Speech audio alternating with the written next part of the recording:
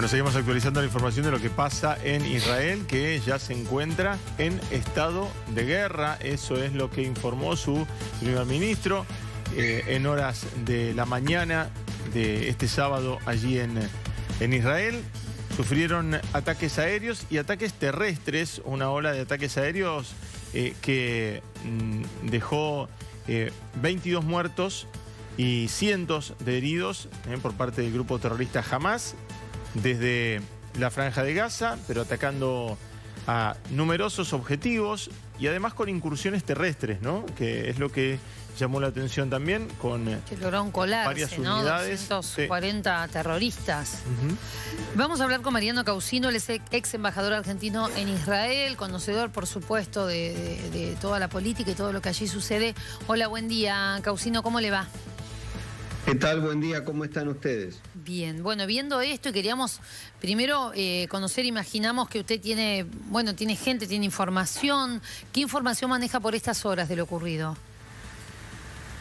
Bueno, mire, lo que ha ocurrido, nosotros nos hemos enterado aquí en Argentina hace poco tiempo, a partir de las 6 de la mañana, de la madrugada en Israel, con una diferencia horaria de aproximadamente 6 horas, tuvo lugar un ataque por parte de Hamas, desde la Franja de Gaza, contra el Estado de Israel. Lo primero que hay que mencionar, yo creo, es condenar el ataque que ha tenido el pueblo israelí, la cantidad de muertos importante que hay, que aparentemente es mayor a la comunicada, y reafirmar el derecho a la existencia de Israel, ¿no? Y a defenderse. Ahora, supongo que lo que es interesante es analizar en qué contexto tiene lugar esto, y ello tiene lugar cuando Israel y Arabia Saudita están avanzando hacia un proceso de paz, el cual puede ser obviamente contrario a los intereses de Irán y de sus aliados, que probablemente hayan lanzado en estas circunstancias este ataque. Claro, porque lo que se informó hasta ahora y lo único que dijo Hamas era simplemente que, bueno, en realidad lo que se interpreta es que se cumplía un aniversario de aquella guerra de Yom Kippur, de aquel ataque tremendo en la década del 70 y llegaba justo por esas horas, ¿no? Pero lo que llama la atención, Mariano, es que llegaron con un ataque terrestre, llegaron con un ataque también a través del mar, ¿no? ¿Qué se sabe de esto? ¿Qué información tenés? Bueno, tengo información limitada porque realmente nos hemos enterado hace hace una hora o tal vez menos, y estamos juntando la información, naturalmente. Miren, los ataques desde Gaza existen desde hace tiempo, y por lo tanto, a su vez, son contestados, desde luego, por todo Israel, lo cual genera siempre críticas excesivas, ¿no? Esperemos que el gobierno argentino no haga lo que hizo en otra oportunidad, de terminar condenando más la respuesta del Estado de Israel que el mismo ataque terrorista. Bueno, ustedes saben que hay una serie de túneles y de infraestructuras que utilizan grupos terroristas para atacar a Israel. En este caso lo que ocurrió es que aparentemente las Fuerzas Armadas israelíes habrían sido, quiero ser prudente, habrían sido sorprendidas por el ataque. Ahora, esto tiene lugar también en el marco de una crisis que hay interna en Israel, en el cual el gobierno de Netanyahu, que volvió al poder hace poco menos de un año, tiene un grado de conflictividad interna muy importante a partir de una serie de reformas judiciales que está queriendo impulsar, y con un gran rechazo de una enorme parte de la población. Y entonces esta situación se produce en el marco de un gran rechazo a la actividad de un gobierno que fue muy exitoso durante muchos años, pero que tiene un problema yo diría, de reputación en gran parte de la sociedad israelí. Y a su vez está el otro problema muy serio que hay, y que eso ya concierne todo el sistema, es el deterioro drástico y dramático que hay de las relaciones entre las grandes potencias. Ustedes piensen primero a Estados Unidos, a Rusia y a China. Ustedes piensen que Rusia, la Federación Rusa, es la potencia que en los últimos años, en los últimos 10 años más o menos, desde el repliegue norteamericano en Medio Oriente, venía cumpliendo un rol de estabilización de la región, porque los rusos tienen la característica de tener la capacidad en este momento histórico de tener interlocución con todos los actores que hay en Medio Oriente, mientras que los americanos lo fueron perdiendo por la muy mala relación que tiene, por supuesto, con Irán, y por el hecho de que los Estados Unidos y su gran aliado Israel mantienen una muy buena relación con los países árabes sunitas, pero no con el eje iraní. Claro. Pero la debilidad rusa, como consecuencia de la guerra ucraniana, es un problema de la falta de un actor con capacidad de estabilización. Fíjense lo que ha pasado hace pocos días en el Cáucaso, ¿no? En Armenia, en la situación en Nagorno-Karabaj.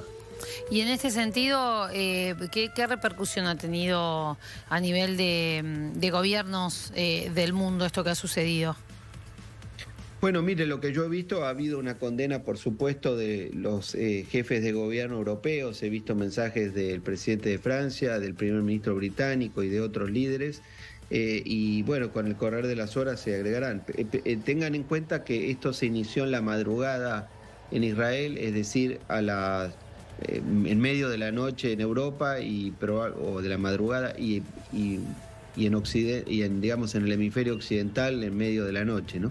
De modo tal que con el correr de las horas supongo que las reacciones van a seguir produciéndose. Veíamos también que otros grupos terroristas, como Hezbollah, había de alguna manera apoyado, felicitado a Hamás después de esto que sucedió. De lo que usted conoce, ¿no? ¿Se puede esperar que otros grupos terroristas se sumen más allá del apoyo en palabras, digamos, en apoyo militar, de armamento, de hombres a esta situación que se está dando? Bueno, en Israel, por supuesto que hay una inquietud y una preocupación importante en torno a lo que puede pasar en la frontera norte con la actividad de Hezbollah. Claro. Podría ocurrir. Yo no sé si va a ocurrir, le quiero decir, pero lo que le puedo sí decir es que existe esa preocupación, porque en ese caso podría implicar un ataque doble. Y ahora, la respuesta del Estado israelí va a ser una respuesta muy fuerte, eso no tenga ninguna duda que así va a ser. El pueblo israelí ha atravesado las situaciones más duras que ha atravesado algún pueblo en la historia de la humanidad y no va a permitir que se ponga en riesgo su existencia, de modo tal que la respuesta va a ser muy grande y bueno, seguramente va a tener un nivel de violencia importante y de bajas muy importantes. Sí. ¿Y qué análisis hace usted? Digo, porque los ataques aéreos, si bien lo marcaba usted, han venido sucediendo, ¿no? A lo largo de todos estos años, cada tanto. Pero de esta intromisión que dicen de 240 terroristas por vía terrestre que lograron infiltrarse en el territorio, porque esto parece como diferente, llamativo. Bueno, porque desde Gaza hay una estructura de túneles que avanzan bastante sobre el territorio israelí. Hay que recordar que Gaza es un territorio muy pequeño, es una franja que está rodeada toda por territorio israelí, por el mar Mediterráneo y en el sur por una pequeña fracción de territorio con Egipto. Y desde Gaza hay ataques de la Yihad y de Hamás contra Israel fundamentalmente, pero también contra Egipto, ¿no? Y ellos hacen un despliegue importante en cuanto a, con todos los medios que puedan desarrollar contra Israel.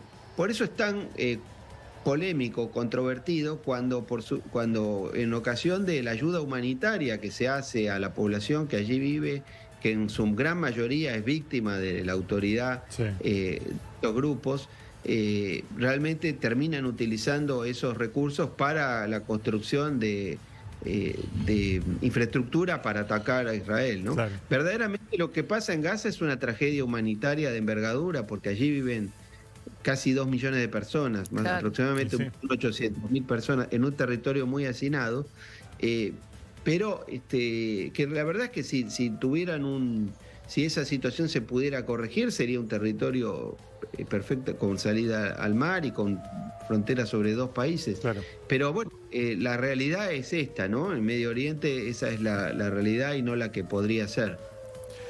Mariano Causino fue embajador argentino en Israel. Gracias por este rato con nosotros.